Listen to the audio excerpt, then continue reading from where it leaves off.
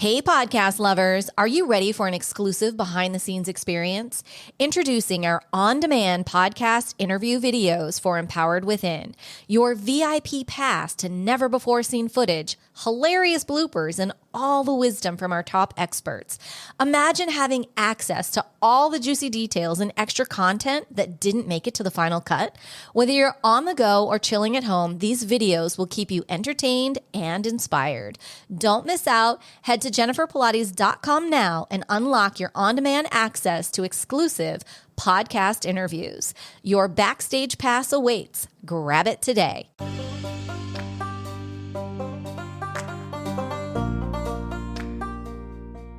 Welcome to Empowered Within, a soul-quenching, transformational podcast that will set your soul on fire through candid and inspiring conversations. Leading experts, celebrities, healers, and I share our journeys of how we've overcome challenges to living an empowered life from within. I'm your host, Jennifer Pilates. Welcome to another episode of Empowered Within.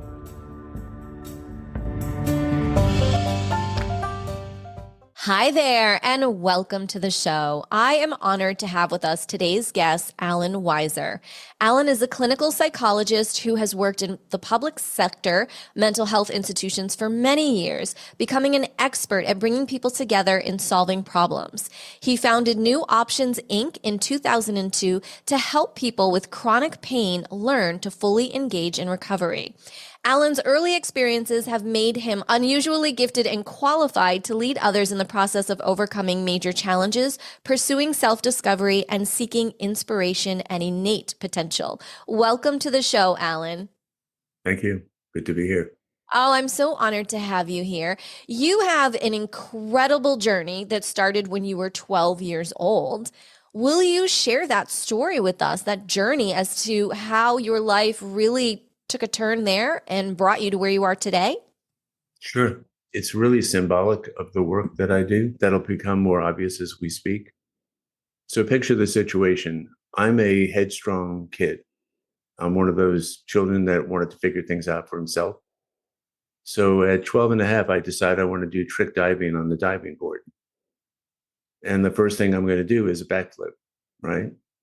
But I'm going to figure out how to do it myself. I'm not going to take lessons. So I did find out something. When you do a backflip on a diving board, did you know you're supposed to dive out, not straight up? I did not know that. Yes, when you do it straight up, which is what I did, you come down on the board. Yeah, that's not a good idea. No, and that's what happened. I hit the board, broke my neck in two places.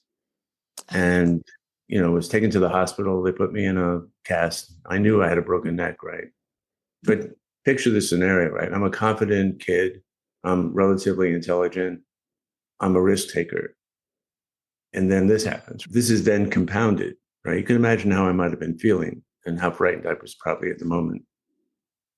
The doctor comes in my room for the first time and literally says this. He says, if you don't die and you're not paralyzed, you will be crippled for the rest of your life. Though I can't believe a doctor said that to you at 12. Well, trust me, in the work I do, you'd be surprised what doctors say that you couldn't believe they say. Wow. And he did. He did. And that was devastating. But this is the lesson learned that translates into the work I do at this point. I wasn't going to surface how I was reacting. I just wanted out of there. They kept me in the hospital over a month. They wanted me there longer. I just made such a fuss. They had to send me home. Then I spent a year on my back, on a bed, not allowed to get out of bed or even get up. Right, for a year with a brace on. When I eventually was able to get the brace off and get out of bed, it took me months to be able to walk normally because I was so atrophied. But the entire time I'm going through all of this, tutors coming from school, this is, right going into middle school. If you talked to me, I would have been cracking jokes. There's no way anybody knew how I felt about what was going on or how I reacted to it. And I didn't allow myself to know. I just kept persevering. So eventually I get past that, but they told me I was fragile. So no risk taking, no sports. It completely altered my life. And worse than that, I go from being a good student to getting close to failing in high school. Now, here's part of the point that we'll talk about. I never understood why that happened, except if you'd asked me, I would have said, I'm not that smart. So I didn't do well in high school. Big deal, right? In high school, I would have told you that I wasn't smart as a way of explaining the grades. The part I'd forgotten that didn't surface until about 4 years ago in a session with a patient when I was relating the story was the thought I had when the doctor walked into the room. When he said what he said, the first thought I had, which I had buried instantly, was stupid, stupid, stupid. Look what you did. People don't understand that when you're injured, when things happen, when you have medical problems, when you have other life shocking events, that it alters everything. I'm introduced to mortality at 12 and a half, introduced to vulnerability at 12 and a half. And my reaction to that was to deny all of it for years. Now, you might ask, what did I do to deal with the physical challenge? By the time I got to college, I go, you know what? I can't live this way. And if I'm going to have to go down, it's on my terms, not what the doctor said. Now, that could have been really foolish. Right? It's not like I didn't respect them. But what do you think I did to challenge the idea that I was fragile?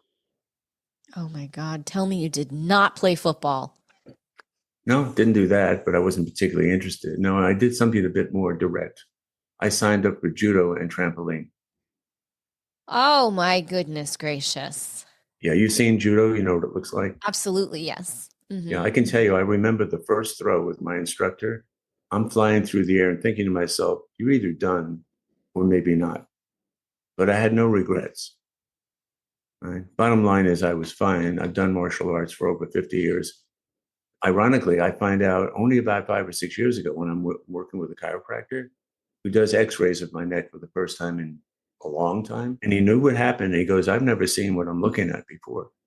I go, what are you talking about? He says, you appear to have had a natural fusion. He says, it's unheard of. Now, why that happened, who knows? Maybe it was being on my back with a brace. Maybe it was me. I don't know. But the point being, I don't say to patients, don't respect your doctors, but I do say, don't take everything at face value. Now, I could have done something less drastic, but it worked out. So the point is, I challenged the physical limitations and found my way through that. But the emotional impact of that lingered for years. The effect on my confidence lingered for years. So understand that it's an existential impact. It's not just a physical problem. And that if you don't look at what happens to you as a person when this is going on, you're really missing out on tremendous opportunity to heal and recover. Right, which you definitely do. I want to touch on something.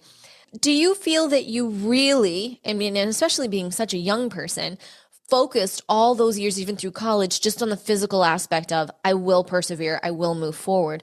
When did your mindset and the emotion kind of come together? Generally, the after effects for most people, right? I found that, in my own trauma situations, it was like a year later, and then maybe 2 more years later, it was the next layer that you didn't know about. So I'm curious how that all came together for you. Yeah, I've always lived a life that involves going outside my comfort zone. And as you know, if you do that, you're likely to find out things about yourself you don't know, often pleasant surprises, right? So, I went through college and then I went to law school, and becoming a lawyer began to challenge this, right? Because being a lawyer is all about seeking the truth in things. And I knew that I had problems with confidence. I knew that. I managed to get through college and law school by working really hard because I didn't think I was smart. But I did think if I worked hard enough, maybe I could do okay. So that was always dogging my tracks. And I go like, what is that? Right. So eventually I went to therapy. That was helpful. But what really turned the corner was when I decided to just quit everything, which came around age 30. I'd been on the treadmill. I'd done what was expected. I'd become a successful attorney. I had a lot of the attributes people look for. And I'm going like, something missing here. I'm not okay with me. I was fond of telling people I loved myself, but I knew it wasn't true. So it was kind of triggered by my father's death at that point. I just go like, you know what? I've got $800 in the bank. I've got a backpack. I have a friend who lives in Amsterdam. I'm just going to throw myself out in the world and get out from under all the props, right? In those days, no cell phones or computers, right? So I'm out in the world, and I spent months and months and months, and eventually ended up living in Marrakesh and being adopted by a Bedouin tribe. And what I found out when I was out there, nobody cared about me being a lawyer or anything else about me. It wasn't relevant. Most people didn't even know. I was just me. And I found out that I was actually the kind of person I always wanted to be, but I didn't know that. And that included paying more attention to my feelings and realizing that I was naturally empathic with people and making that connection. I just wasn't giving that to myself. So a lot of encounters that challenged my sense of limit, that put me in touch that I was not working through how I felt about it, that I've been traumatized and never, ever dealt with it. And then I went to graduate school. Going through graduate school, I had to be in psychoanalysis. I was in psychoanalysis for 15 years. So all of those therapeutic processes, all of the challenges, always looking for ways to be challenged beyond what I know, all led to getting more and more connectivity with me. What really topped it off was actually the working with patients. Spending 10 years working with the chronically mentally ill in the state hospital, working with people that are psychotic will really test who you are and how much you care. And I go like, actually, I do. And actually, I need to get through a lot of these hangups because I don't know if you know about this, but psychotic patients have no filters. And I would sit in a group therapy session with 8 psychotic patients calling me out for stuff I didn't even know I had a problem with. And I said to my supervisor at one point, after about 8 months of this, I said, I think I need to quit this profession because it's incredibly painful to go into these group therapy sessions, right? Because they're coming at me with stuff I don't even know about. And she went, yeah, you can quit, or you can deal with what they're bringing up. You can tell what choice I made. So I think the bottom line for this, in terms of the people that we're talking to in this conversation, is if you give yourself opportunity to challenge what you think you know about yourself, if you give yourself opportunity to step outside your comfort zone, you will discover what I have come to understand is incredible, infinite potential. But you can't get there if you don't become integrated as a person. So I don't know, it's a long answer to your question, but it was a process. It's a powerful answer, and I adore it. Thank you. And what you just said, so here's the question. It's kind of like a chicken and an egg question. What do you think comes first? Do you take the leap of faith and along the way you find out who you are and you integrate, or do you integrate and then take the leap of faith? Great question. I think it depends, that everybody gets to where they want to go depending on what works best for them. For me, it wasn't about just moving from the more conservative position to the other one. I've always been a risk taker. I've always been interested in what's beyond what I know. So but that worked for me. That is not everybody's way of operating. So I think it comes down to really understanding what it takes for you to make changes. What I talk to patients about is, I'm not interested in diagnostic labels. I don't think they're that helpful. What I tell people is you got an operating system, right? Everybody develops a way of coping in the world, a way of getting their needs met, being safe, operating system. And you may find that you have an operating system that has some non-user friendly features. So it's not about you're broken, you need to be fixed. It's about upgrading the system. Microsoft doesn't go bad Windows 10. They go Windows 11 is more user friendly. That is such a powerful statement. And I hope that everyone pauses and rewinds and re-listens, because that is what we need more of in this world. You're not bad. You're maybe not wrong. You just need an upgrade. Keep moving forward. Well, it's true, especially when I came to understand, you probably familiar with the existential immune system. It's in the book. Mm-hmm. Yes. Well, it's a very interesting concept, because I don't know if you've heard any place that we don't just have a physical immune system, we have a total immune system, emotional, psychological, and existential. Millions of years of evolution, incredible tools, and most humans have no idea. No idea. Any human being that ever tells you that they're helpless and powerless has no idea what they are. So when you're working, or when you even came to know the existential immune system, how did that come about? Explain to our listeners what it is so that they know, and how do we tap into it? Okay, great question. The basic way of thinking about this is, would you agree that all human experience is translated into thoughts and feelings? 100% yes. Everybody knows, right? Right. So that tells you thinking and feeling are really important. What they don't know is that thinking and feelings are tools. They're not just an experience. They actually have a functional purpose. And then the next question is, okay, what determines thoughts and feelings? What do you think the answer is? What determines thoughts and feelings? These are not fair questions, by the way, but I know, but you've like stopped me in my tracks. I want everyone to know, so I need to like think for a minute. Thoughts and feelings. I'm thinking my environment, my emotion, how I'm feeling emotionally in that moment. well, part of it. But if you had to have one word to summarize it, what would it be? My energy. Perception. Perception. Yeah. For example, if I was at the scene of a terrible car accident, I'd probably be throwing up. That's why I'm not a physician, right? Right. But if I was an EMT, I'd probably be eating lunch while I'm picking up body parts. Same situation, different perception, right? Right. Now, the next interesting question is what determines perception? Yeah, what does? Now you've got me because I'm usually just in host mode. So now I'm really thinking and I love this. Oh, What good. determines Okay. Yeah. perception? Yeah. Well, your mind. But it's deeper than that. It's the programming that you have. Awareness, Awareness. which encompasses everything you were saying. Mm-hmm. All therapy raises consciousness, right? Right. Think about all the times in your life when you change the way you perceive something because you at a higher level of awareness. The way you see the world as a 5-year-old versus a 15-year-old versus a 25-year-old, right? It changes. So I go, okay, if thoughts and feelings are that important because they define experience, my awareness is going to determine ultimately whether those are serving me as well as they could. Now, if I don't know that those are tools and they have a functional purpose, that's a major problem. For example, did you know that anxiety and anger are the most important human emotions of all?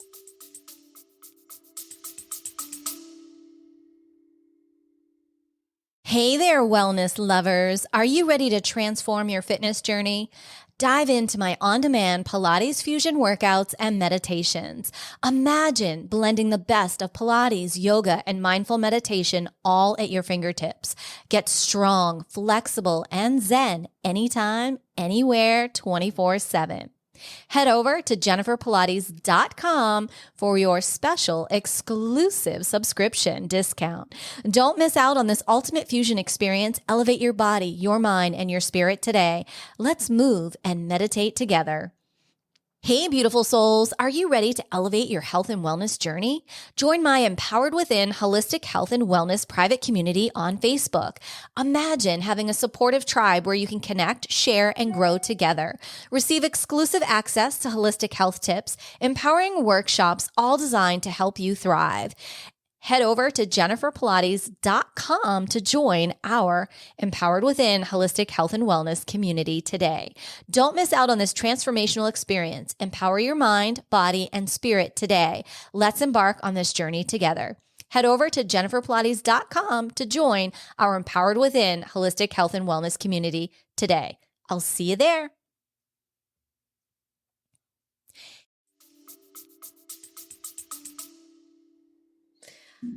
I have not heard it stated that way, but now that you've stated that, I can understand yes. Yeah.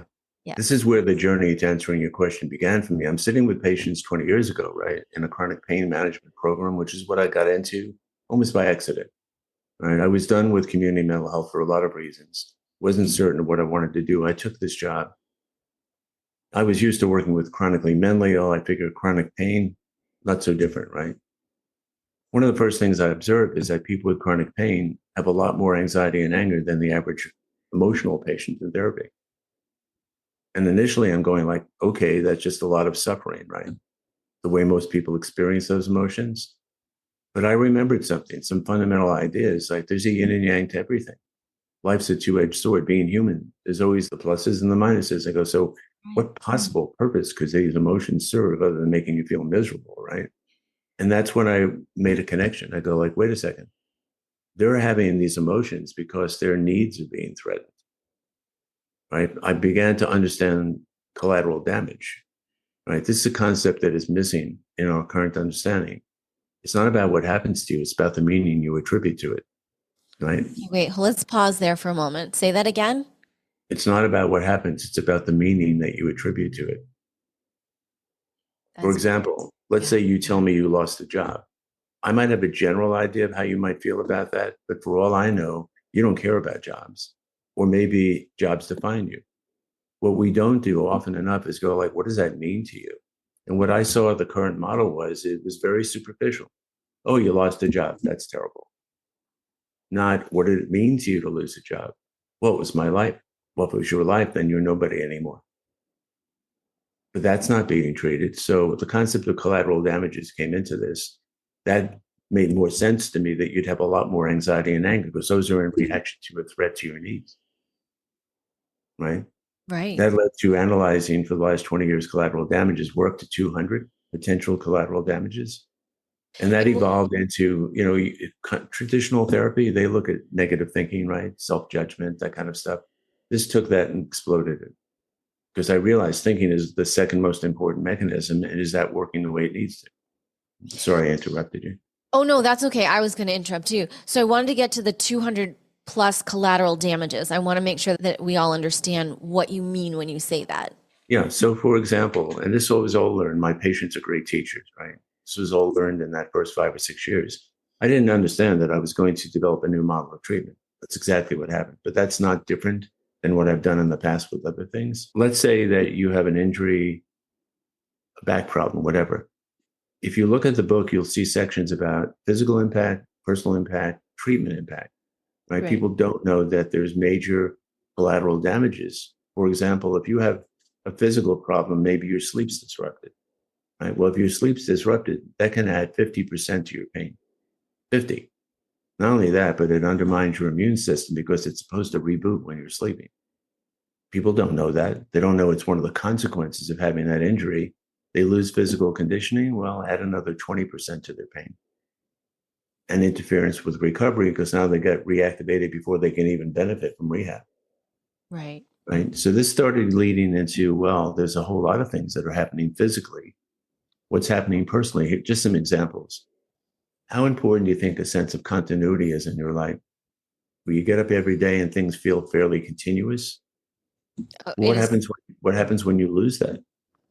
I have to realign. I have to take a moment and But how do you realign. do that when nothing's predictable anymore?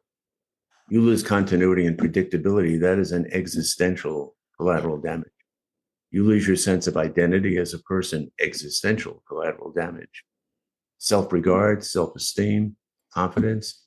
There's a long list of things that are affected by this.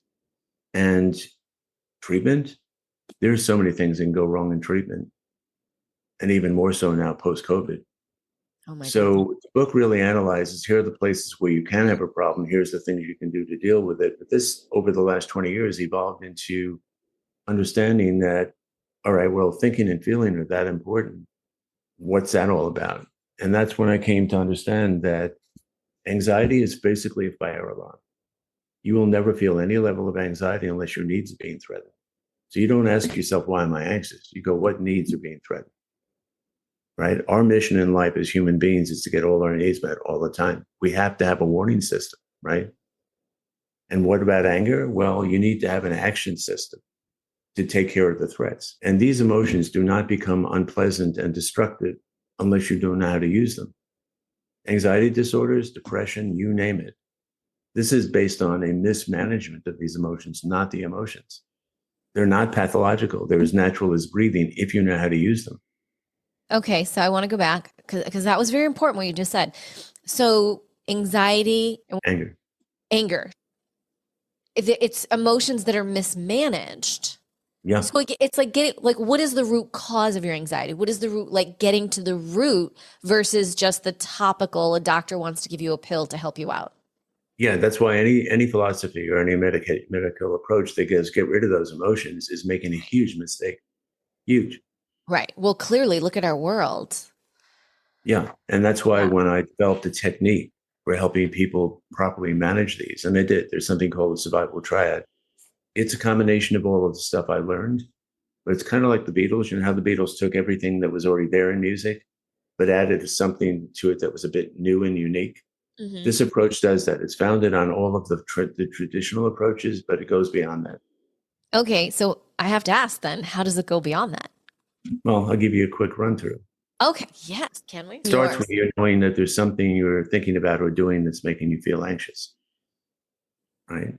So you go like, okay, that's the triggering event. That's what it's called. That's what started this, right? I'm Right. thinking about I got snubbed by a friend, right? It's making me feel anxious, right? And then I go like, okay, if I'm having that feeling, I know that thoughts create feelings. So I want to know what I'm thinking about that situation that might be making me feel anxious. And I literally list the thoughts. And it might be, if my friend doesn't like me, maybe I'm not adequate. I'm going to keep this simple, right? Okay, well, and it's making me anxious, let's say at a 6 or 7 on a 0 to 10 scale. The next step is to go, all right, what need does that thought represent? Well, if I'm feeling diminished as a person, that is a threat to my self-esteem. And then I'll go and go, let's talk about what might help you to see that this has nothing to do with your self-esteem. And that if you didn't feel diminished as a person, you might be bothered by the comment, but you wouldn't really care that much. So it's about getting into it. It's about valuing the process of the thoughts and also how that relates to your needs. And then the best part, we have all of this wisdom and knowledge we've acquired, but if you get swept away by anxiety and anger, you can't get to it. You lose access. You're getting ready to fight the bear in the woods where you don't want to be thinking at all, right? Right. Which, by the way, if you want to be a really good dictator, make sure you keep your followers always anxious and angry, because then they're not thinking anymore. They're not in connection with what they know. Gosh, when you say that, I mean, isn't that a lot of our society right now going on? Absolutely. There's no question about it. But once you know, once you're grounded, it Hmm. changes everything. Because if you can address threats to your needs successfully, it changes everything. And so that is one of the main founding principles of the existential immune system, using emotions, and all emotions have a functional purpose. Do you know what the purpose of sadness is? No, please tell me. The celebration of loss. Sorry, I was. So why that is, wow. Why? Because you and I No, both know oh if no, you you just care, gave me such a validation because I had a major loss before this podcast and I thought the show must go on. yeah, And I probably sat and was a disaster for a long time, but it's just what you said. It truly, really is celebrating that person. And when you can have that mindset shift, that's everything. yeah. And part of the reason I think of it as a celebration is, you and I know this. You choose to care about anything. Like, why do people care about pets? I mean, it's a bad deal. You get to have that pet for 8, 9, 10, 15 years, and then they die and you suffer, right? You get involved with somebody and you commit for life and you're together for 50 years and they die and then you suffer. Anybody who chooses to love anything is going to be lining themselves up for considerable suffering. So when a person is willing to do that, that's an act of courage, right? We both know what happens if you don't do that, then you don't get to feel any connection or any of that joy in life. Right. But I think it's courageous to care. And if you lose because of it, I think that needs to be respected.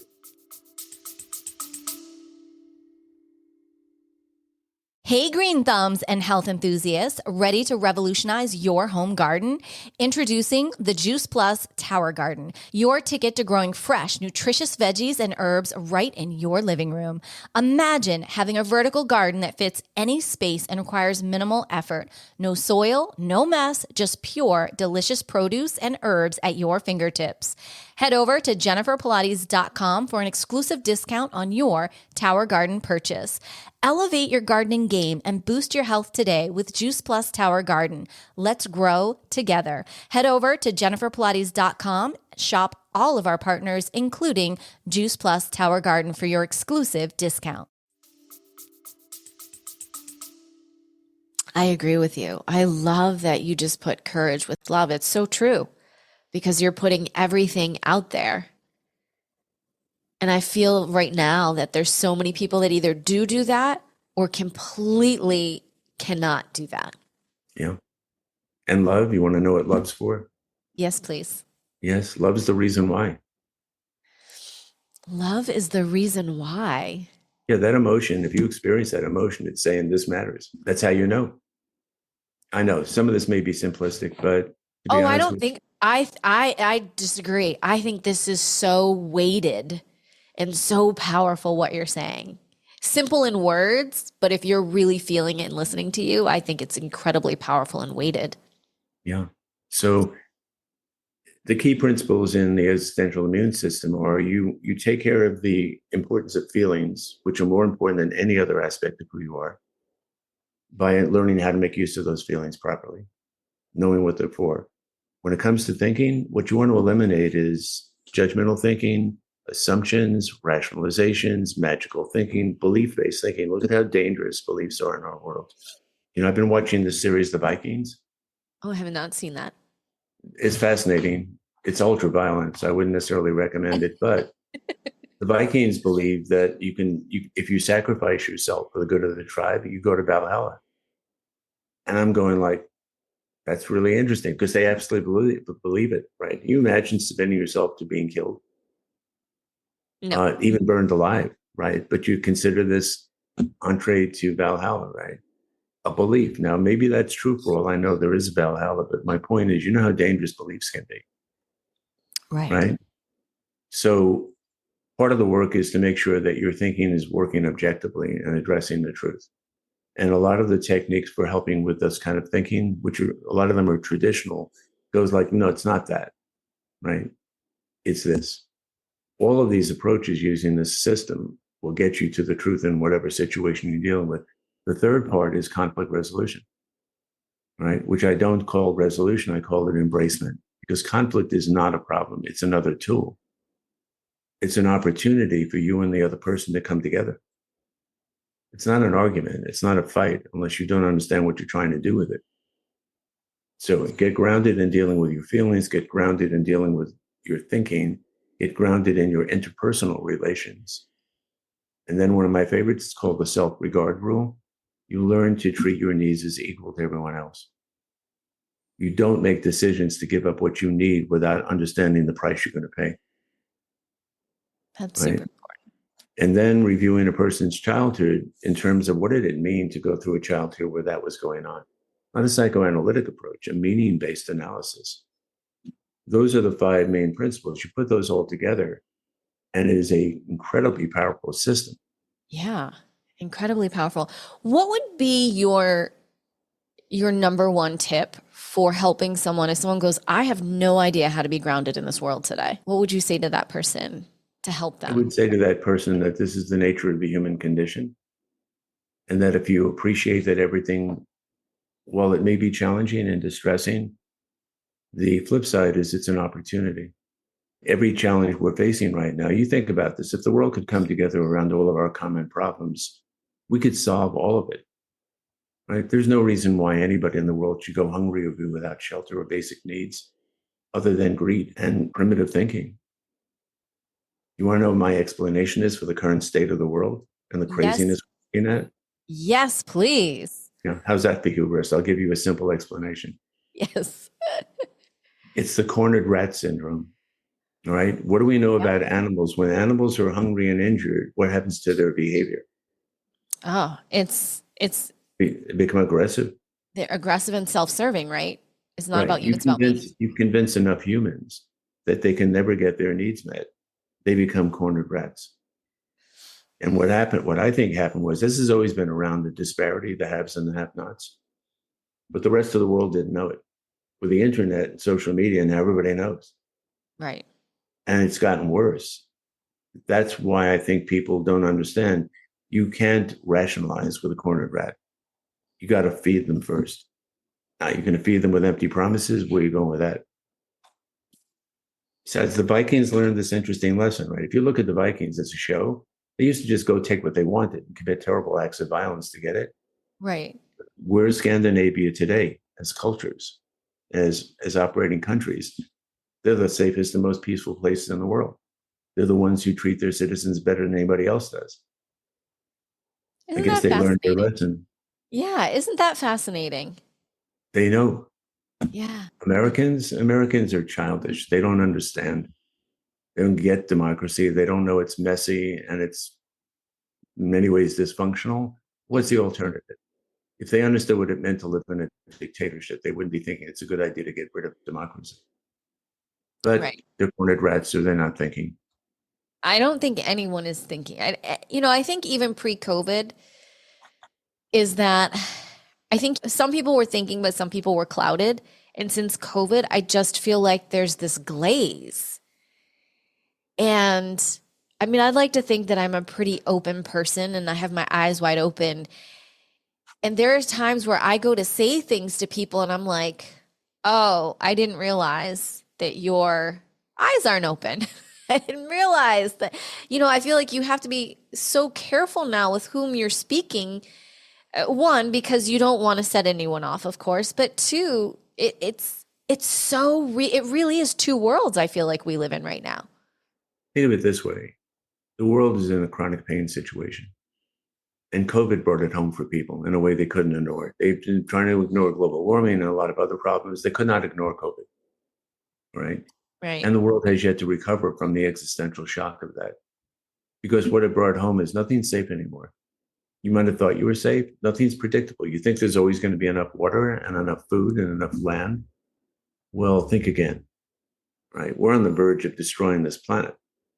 Right? This planet, as far as I can tell, what a gift. Can you imagine a better designed environment to support life? And we're going to take that and through our hubris, we're going to end up re-engineering it in a way that destroys it. Now, not to mention that we have this universe out there that has countless other worlds. Our solar system, it's a garden. It's a paradise. Everything you need is out there. And what we're going to do, kill each other instead? I agree. Yeah. But it's a chronic pain problem, right? And if you don't address the fact that things have changed for people in ways they can't handle, if they don't evolve the way they're coping with that, what the world hasn't done yet is figure out a different way to cope with these major problems. They're falling back on old techniques. Right. In a new world, and it's not working. That's right. So the president of the universe has come to you and said, what should we do? These poor people, what do we do? Oh, I've got an answer for that one too. Yeah, I know you do. That's why I asked. Yeah, I've been promoting this for a very long time. I'm a big science fiction fan, as you might guess. I've been saying to people for a long time, we need to get them off planet. Humans are too primitive. We can't live successfully in large numbers. It doesn't work. Cities are a disaster, right? We need space, right? We had the new world to come to here, but that's gone. There is no new world on this planet, right? There's nothing that is unaffected by what's going wrong in the world.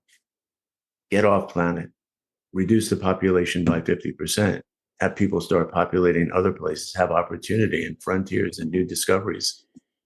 That's the hope of the human race. As long as we try and figure it out here, it's not going to happen fast enough. So when you say that, are you thinking like, let's just go Star Wars, right? Or maybe there's another beautiful planet. Maybe there's a sister Earth.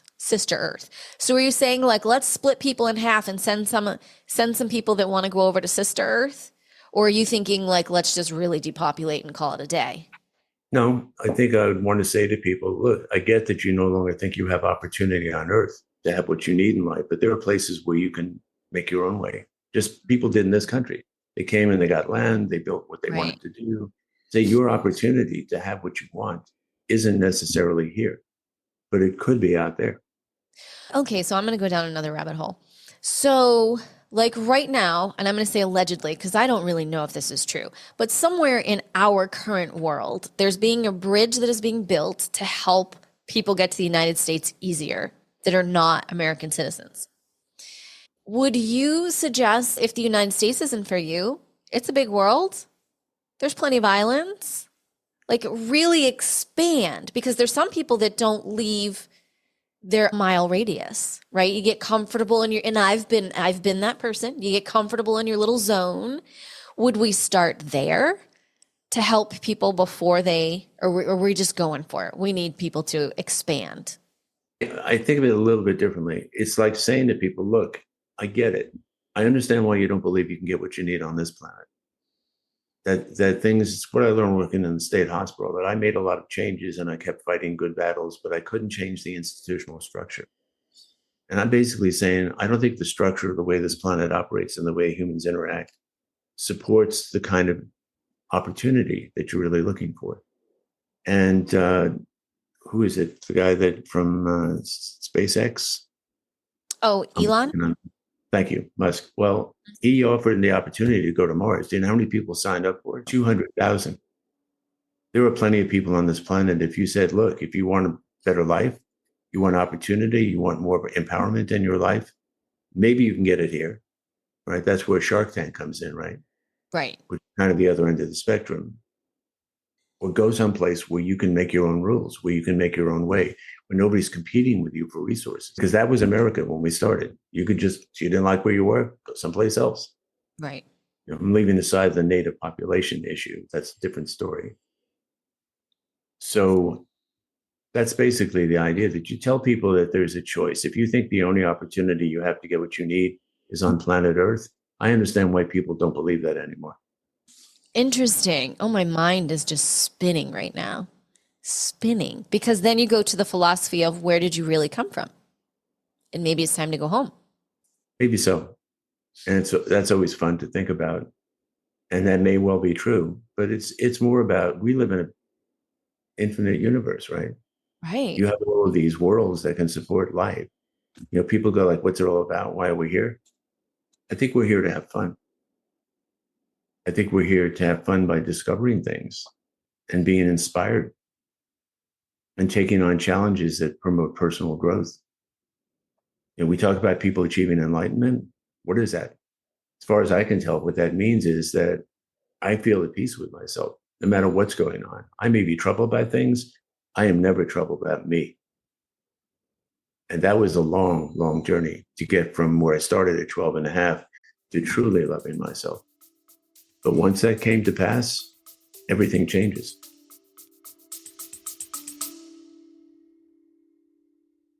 Hey, beautiful souls. Are you ready to transform your life with the power of light?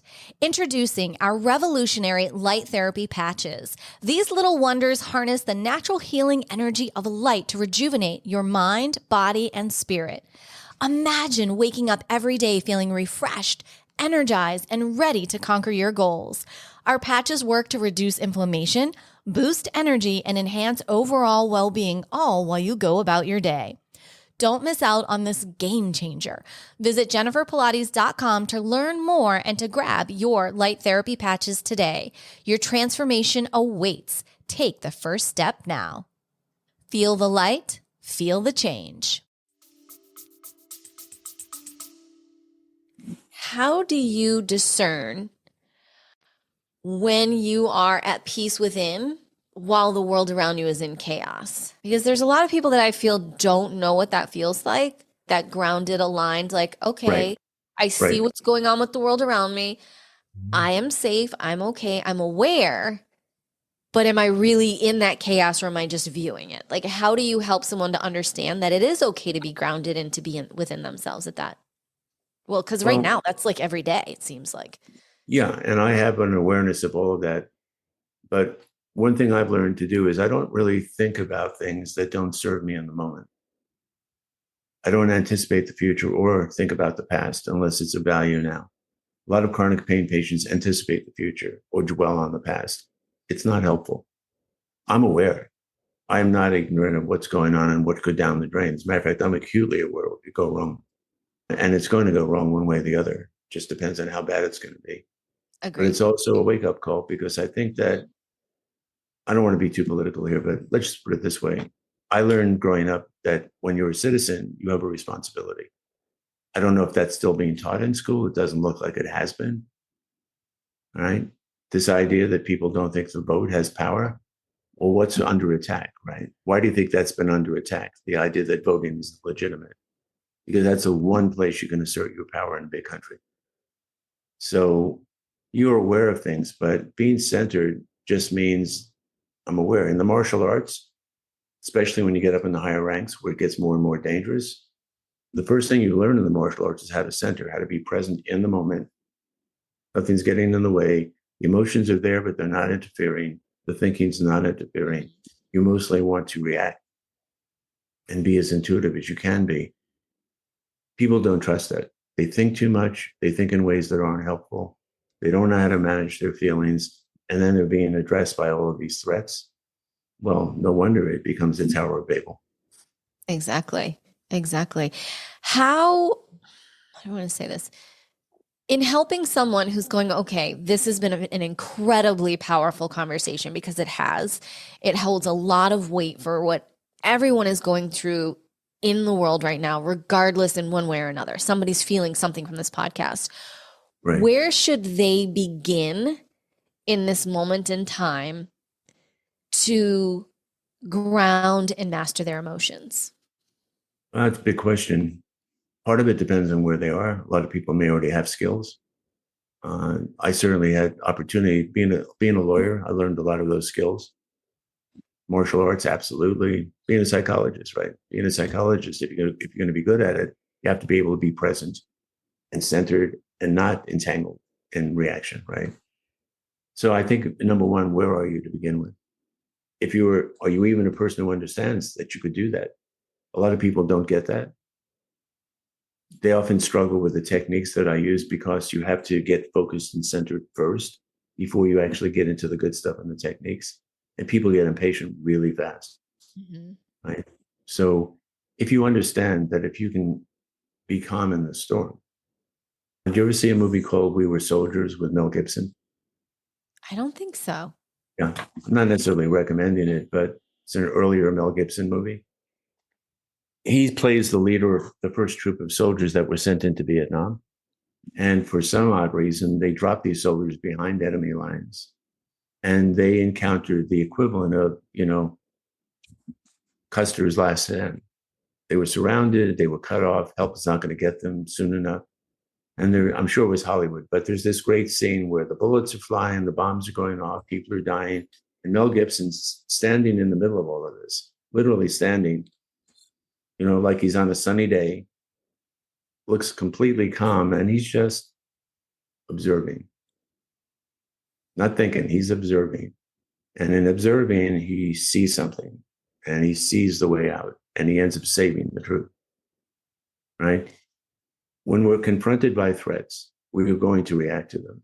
If you know how to manage your emotional reaction to it, your thinking reaction to it, you can stay in the center. These techniques get you centered, they get you grounded, they allow you to get into it. You don't want to avoid it, you want to get into it. You want to embrace it. And I know there's lots of things in life people don't want to look at or face, but if you don't, it does not help. Right. So it starts with where you are. It starts with whether you really understand the value of doing that. And with all of my patients, that becomes an issue very quickly. And there's different practices. I'll help people get into Qigong, Tai Chi, meditation, other kinds of practices they can do that will help to encourage that process. But frankly, sitting in a session with me, if you don't get centered, you're not going to benefit from it. So it's kind of a learning process. That sounds amazing. Who wouldn't, after this conversation, be knocking down your door for a session? You should have a wait list after this podcast for sure. Well, to be candid about this, a lot of this is educational. I mean, we're having a conversation. You can benefit from having just heard some of the ideas of it, right? So what we've done is we have something we're going to be launching in the fall, a self-study program. So I did videos with my partner on the entire model. We did a workbook to go along with the book and also other helpful materials. So what you're going to do now is you'll do the self-study, right? The book's out there and that's useful, but a workbook makes it even easier, right? And then videos. And then you're going to come to live webinars, which we're going to launch in September. Think of it this way. You might get to being from a white belt to a green belt doing self-study, but the nuances and the finesse of this you get into by coming to these live webinars. Those are like brown belt, black belt seminars, because a lot of this can be conveyed through education. People do not need to be my patient as a therapist for them to benefit from this model. I've already worked with a lot of people purely on consulting and education, not therapy. It is by definition therapeutic, but just so people know, you don't have to see me as a therapist to benefit from this approach. You don't have to live in the state that I'm licensed in. If I'm consulting or we're doing educational work, I don't care where you are. Doesn't matter. None of those limitations exist. And this approach is so powerful because remember, I've seen over 2,500 patients. I have a huge sample set, no experimental findings, but anecdotally, this works. And it works better than anything I've ever encountered. And that's why if you look at the book, you'll see some very important physicians endorse the book. Incredible physicians endorse your book. And Yeah. there's So one, actually speaking, you segued perfectly into this. Thank you, Alan. There's a quote, and it's in your book and on the outside of the book, and it says, "It is more important to know what sort of patient has a disease than the sort of disease the patient has." yep, And this is a well-known doctor who said this is exactly the kind of person that you are. And I think that this is exactly what we need in our world today. It's what we've always needed. And now I feel we're finally ready for it. We're also in desperate need of that, of people, as we've been speaking, looking at a person as a whole, body, mind, and spirit, not just the pain that you're in. that's right. Mm-hmm. But the point I really want to make about this is, look, it's a journey. And I will tell people, look, you know what? If you don't like the idea of self-discovery and self-exploration and personal evolution and upscaling your operating system, don't even get started. Right. But Yeah. understand that even though it might take a while to get to that, there'll never be a session where you don't benefit from it. Mm-hmm. It's like martial arts. There's no workout that doesn't help. Even if you're a white belt and it's going to take years to get to black belt, there's no wasted effort.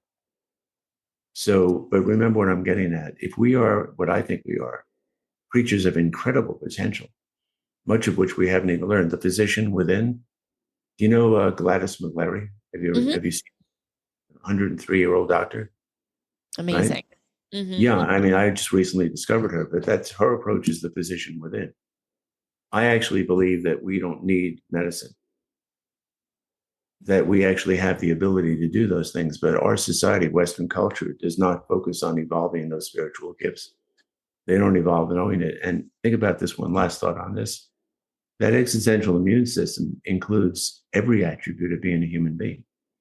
For example, smiling. From an existential point of view, what's the value in smiling? Oh, it's contagious. It's It's also wonderful. transformational. Mm-hmm. Just smile right now and see what happens. It changes everything. We have all these attributes as a human being that are incredibly powerful, right? And we don't appreciate that that's part of our tools. And if we know how to use them properly, how do we use optimism or pessimism? Does that work?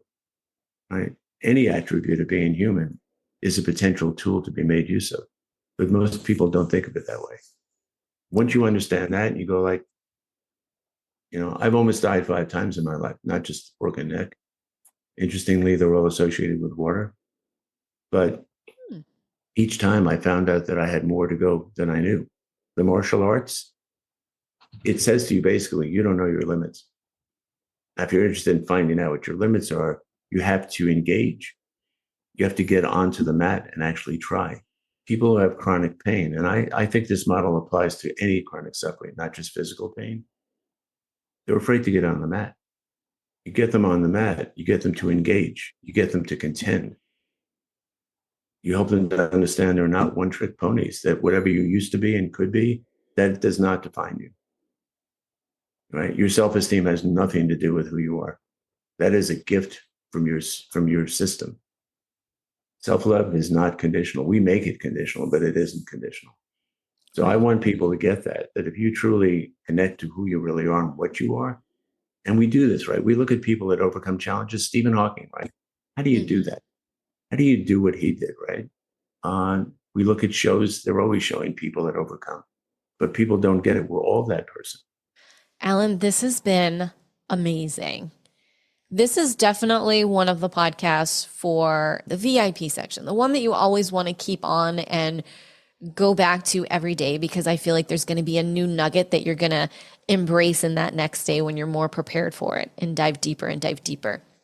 I can't thank you enough. This has been so amazing. Will you share with our community your book and where they can get it and where they can connect with you? Yeah, the best opportunity would be go to the website, newoptionsinc.com. That'll connect you to other podcasts I've done, a lot of information about the approach, and directly connect you to Amazon. That's where the book is.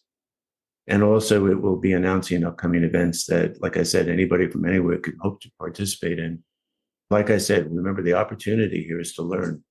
You Right. don't have to necessarily think of it as just working with a therapist. I think it's a huge difference. I agree with you 100%. And it's just the well-roundedness, and the book is amazing. So let's see here if I can get it here. There we go. A little picture. The book is New Possibilities, Unraveling the Mystery and Mastering Chronic Pain. And this is not a book to just go, I'm going to sit down and read. This is you're digesting this. This is a novel. This is like the movie of all movies that you want to sink your teeth in and just ground into that moment with what you're reading and ruminate on it. And so I do feel, and for all of my spiritual practitioners that are out there, it's definitely a book that you want to have on your shelf for sure, and to help open up your consciousness one more step. Thank you. I appreciate that feedback. I worked for 7 years on that book, went through about 3 editors and a lot of iterations. I wanted it to be readable, but I also recognized it introduces so many new ideas that takes a long time to digest, which is why we're doing this more intensive approach, because that'll move things along a lot more rapidly for people. But I really appreciate the feedback. Absolutely. Well, as we close out the show today, Alan, is there one last piece of advice or inspiration that you would like to leave with us all? Be grateful for being alive. I get up every morning, I go, oh, okay, I'm alive. Everything else is cool. It's all gravy beyond that. Appreciate it, right? As long as you're alive, there's possibilities, right? Endless possibilities. Yeah. So that would be my sort of final advice. Thank you for that. I appreciate it. And again, thank you for your time today. Thank you for all your 7 years into this book that is amazing, and then definitely will stand the test of time without doubt. Cool. And thank you. I really appreciate the opportunity to share. Thank you, Alan. All of Alan's information will be over in the show notes on jenniferpilates.com. So we'll have the links to the book, to his website, so that you can get in touch and you can enjoy opening and expanding your subconscious even more than we already have done today. So, as we say, until next time, may you live an empowered life from within. Amen to that.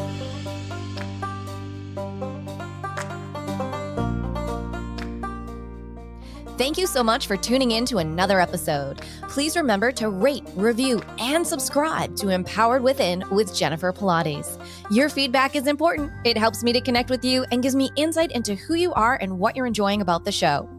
For today's show notes and discount codes from today's sponsors, head over to jenniferpilates.com. Until next time, may you live an empowered life from within.